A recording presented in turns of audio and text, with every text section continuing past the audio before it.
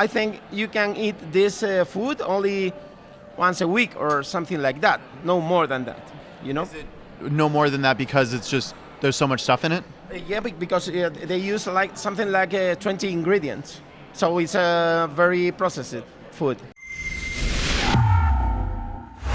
Keean, Bexte for Rebel News in Madrid, Spain at the Climate Change Conference. You wouldn't believe how much hypocrisy is running through this trade show here in Madrid, from the Aboriginal protesters who all flew from around the globe to get here today just to go to really what is a trade show, to the exotic plants that the United Nations shipped in just to line the walls here. Well, more points of hypocrisy today. There's actually a Burger King in the main hall of this convention. That's the hall that Sheila Gunn Reid and I are not allowed to go to. There's a Burger King selling real meat. Now, you might remember one of the sustainability goals of the United Nations is to get the world off of their evil meat habit. But when it comes to actual United Nations delegates, bureaucrats, politicians, and celebrities like Harrison Ford, well, Burger King is just fine. Regular meat is just fine. But over here in the Green Hall, where Sheila Gunn Reid and all of the climate tourists are relegated to, well, we have to try the soy burger. So that's what I'm going to do, and I'm going to try and give it an honest review. Let's go. So do you sell beef burgers here? This is a vegan burger, and the difference is the necessity of the water. So the difference between sell beef burger and vegan burger is the print of the water in the planet. So that's the real difference. But vegan burger like this, like Beyond Meat, is not exactly a vegan thing, because they use a lot of ingredients. So it's not necessary. Alternative is best than meat. But I think you can eat this food only once a week or something like that. No more than that, you know? Is it no more than that because it's just there's so much stuff in it? Yeah, because they use like something like 20 ingredients. So it's a very processed food, you know? It's unhealthy. Less health. It's not unhealthy, but it's not something that you can eat every day. So that's important, because everybody or somebody think that if it's vegan burger, you can eat all that you like, and it's not the case.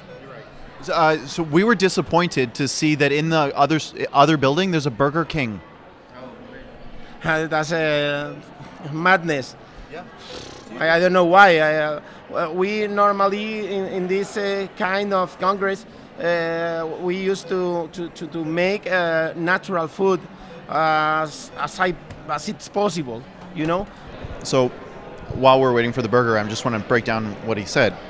Not only does this food that I'm about to ingest put in my temple of a body, there's 20 ingredients in it that are apparently so chock full of something that you don't want to eat it more than once a week.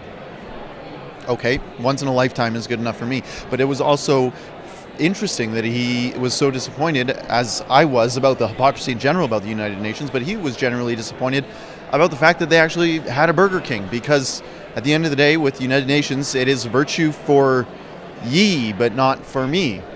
For the United Nations, it's all about cutting costs, even if they're not playing by their own rule book. It looks like the burger's ready. We're going to go grab it. Well, I suppose I should have taken that chef's advice. He was very nice. He was forthcoming with what was in the burger. I was surprised that he admitted that there's 20 chemicals or what have you in the burger. Not something to be eaten more than once a week, he says. Well, for me, not more than once in a lifetime. I will never be doing that again. I know you can't see it on the other side of the screen. You can't smell it on the other side of the screen, but it smelt about as you probably expect, like house cleaners, a cocktail of them, in fact. And the red inside certainly threw me off. It looked like undercooked beef. It looked like the real thing, but that's the nature of these kind of things when they're so close to the real thing but not quite. I think there's a word for that. Maybe our editors will put that on the screen. When it's so close to the real thing but it's not quite the real thing, it's just really off-putting. And boy, this was off-putting. For Rebel News, I'm Keean Bexte. Thanks so much for watching our coverage here in Madrid, Spain.